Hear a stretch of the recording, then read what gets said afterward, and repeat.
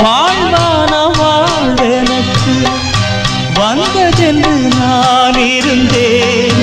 பாழான நாடிதென்று பார்த்தவர்கள் கூறவில்லை. வாழ்வான வாழ்வெனக்கு வந்ததென்று நான் இருந்தேன்.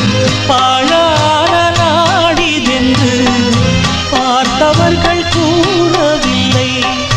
தேனாக பேசியதும் சிரித்து விளையாடியதும், தேனாக பேசியதும் சிரித்து விளையாடியதும் வீணாக போகும் என்று யாரேனும் நினைக்கவில்லை.